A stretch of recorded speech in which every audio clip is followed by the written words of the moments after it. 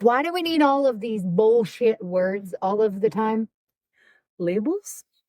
No, I just mean like, why if I am upset or something along those lines, or even if I'm not upset and I'm analyzing a scenario, right? I'm at the point of knowledge where I can say so much about any given subject, okay? And why it may have happened. Oh, I'm feeling anxiety because this person in the restaurant spoke to me and I didn't like what they had to say, et cetera, et cetera. But if we jumped back 6-7 years, I would have said, this bitch ruined my day, and probably felt better when I walked away from the conversation. So why, after all of this internal self-work and all of this other stuff, to become more self-aware, to become more enlightened and a better person in general, why do we still need all of these words? I ask again, words like labels? Anxiety, Sure. depression. Anxiety. I was feeling, I was feeling anxiety. I was feeling triggered. I was feeling, whatever it is, to put it into a diagnostic context, practically. The awareness did nothing to make you feel better. My ex is narcissistic. So-and-so is this. All of the labels, all of the diagnostic labels that we have come to use just in our everyday conversations, we spoke recently about algorithms. You're scrolling through a feed. I personally get fed, scrolling through that feed, and I am being fed people analyzing their relationships with their parents, et cetera, et cetera. And I'm not saying there's anything wrong with that. I think there's some labels that have been weaponized, like the term gaslighting. Well, you're gaslighting me. Well, is that accurate, or are you just not liking what you're hearing? I think misuse. Absolutely. Yeah. Yes, I agree with you on that. I think, though, let's assume that everyone in the scenario is capable of viewing the words correctly and using the words correctly. Okay. I would argue, in my unqualified opinion, that you don't feel much better by breaking it down into all of the words. You're not supposed to. Please elaborate. You're not supposed to feel better. But first, by the way, we're Therapy Unlocked. We're here in the Unlock the Mind, one conversation at a time. This is not medical advice. This is not legal advice. Don't come for us. Don't come for her. I'm unqualified. She's super qualified. Carry on. Right. So the point of becoming aware of shit like that is not to feel better. Okay. But to change, because there is no change without awareness. Should you feel better when you change? Cool. Like, I got divorced. I feel better. My life is better. Yeah. But does that make sense? Like, you don't necessarily feel better, but once you become aware, then you can make a change. I almost feel like, though, it can detract from your ability to regulate. Maybe this is a millennial problem, but I would like to say you've got me fucked up.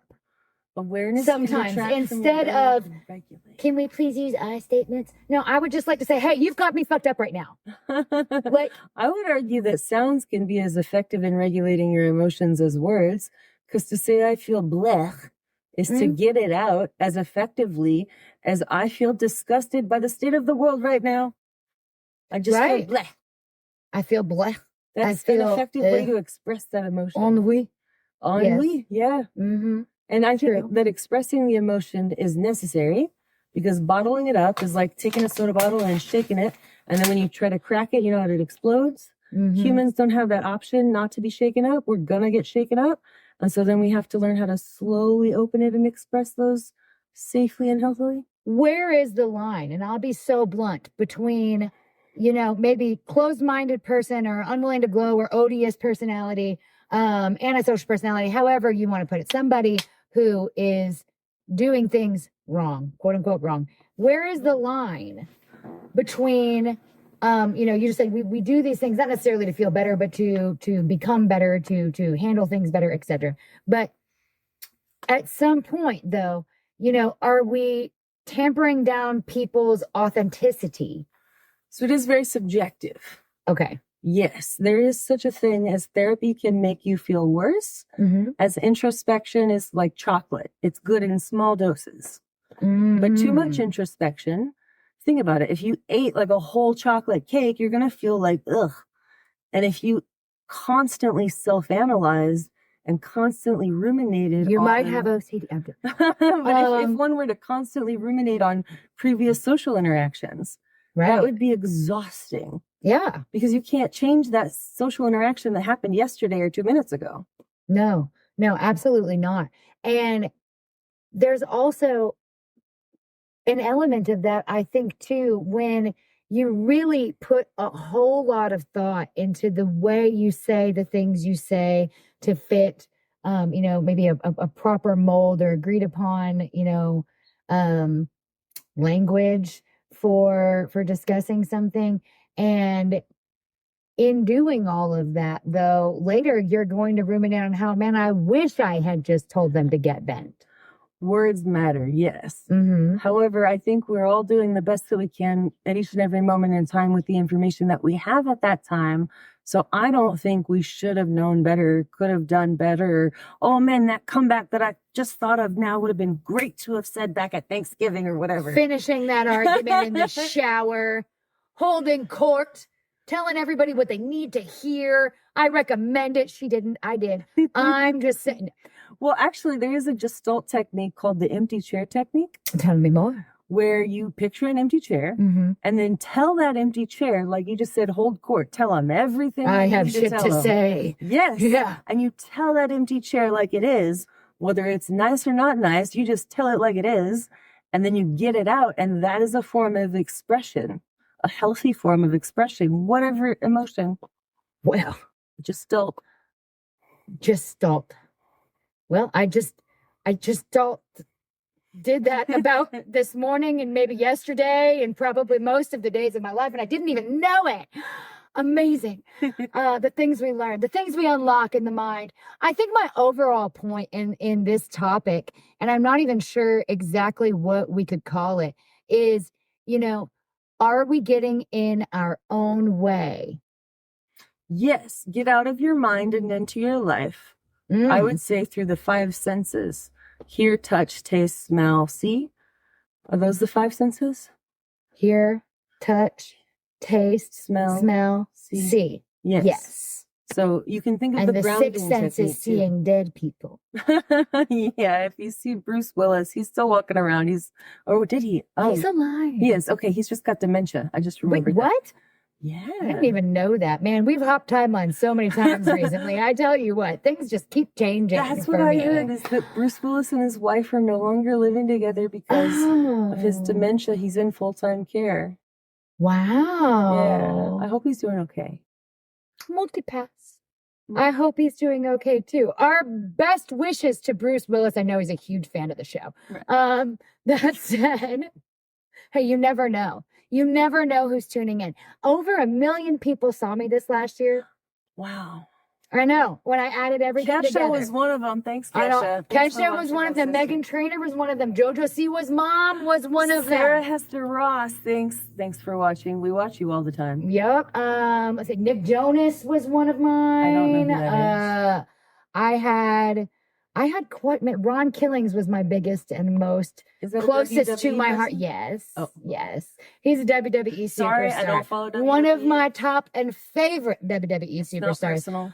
Ron, our truth killing, one of the most decorated WWE superstars of all time. He reposted something and he became my friend on TikTok as well as on Instagram. And he probably has no idea how much that means to me, but it really did. Just his influence and Kesha's influence both really helped, and Megan Turner as well. All three of them kind of like seeing and sharing things that I had made me feel so motivated. Would that be fun to do, like a 2025 recap? We could do a 2025 recap. There's so much in 2025 to just recap. A brief recap overview of, I don't know. Okay. That would be a good one. Let's real quick though say, get out of your own head. Yeah. Don't get in your own way. Maybe don't get bogged down in the linguistics if it is becoming a hindrance. Yeah, if semantics are mattering too much, maybe they don't matter at all.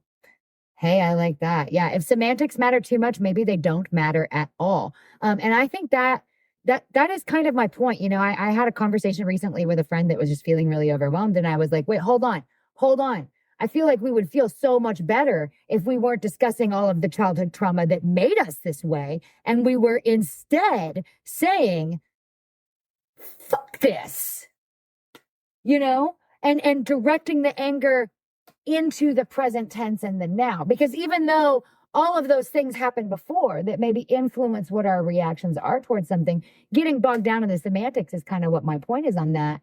You know, we feel like we need to provide all this context now to go with our emotions. Or at least I do, as somebody who's reached this stage of like education in who I am as a person. I feel like I need to provide context. Interesting. I don't feel like I have to explain myself to anyone ever. No is a complete sentence. And I'm an adult, so I don't have to explain myself. She's always been like that. She was literally born that way. That is not a learned boundary. That is a blessed by Beelzebub boundary, let me tell you, because she'll look straight through you if you get in her way. I'm just saying. It's true. She's a therapist, but she's also a real person. And yeah, you've always had that. You've always had that in you. I do not have that skill. I tend to overanalyze things. I think it's an emotional boundary. So where it's like, if I'm, let's say, having a feeling and it's my feeling and it has nothing to do with you, why am I going to explain to you how I feel? If it rubs off on you, I might apologize to you for hurting you, but I'm going to apologize for hurting you, not explain to you why I was feeling what I was feeling. I think that's that's a dynamite point, even more so than a 2025 recap. I think maybe a fantastic thing learned in 2025 for me, which you have aided in always, is pretty much exactly what you're saying there, which is you do not owe anyone an explanation for your feelings. No, we're not responsible for how other people think or feel or how they act. I think 99% of the relationship arguments I had from teen to 20s were trying to explain to a brain dead man that I was entitled to have feelings. That may sound incredibly harsh, but it's incredibly true. Oftentimes, I think the arguments that we see played out over and over are just really one person saying, hey, I'm sad and this made me sad. And the other person saying, no, you can't be sad about that because I didn't mean it. It shouldn't hurt your feelings. It's not that big of a deal. That is gaslighting, folks. That is gaslighting. Yes. Not just hearing something that you don't want to hear at a particular time. No, absolutely. Okay. So let's wrap this one up with saying, I think yours was the best. Just get out of your head and live your life. Yeah. All right. Thanks for joining us on Therapy Unlocked today. We enjoyed unlocking your mind. Remember, this is not legal advice. This is not medical advice. She is a therapist, but not your therapist. I am unqualified, and you can call me your therapist if you want to. I won't tell. Yep.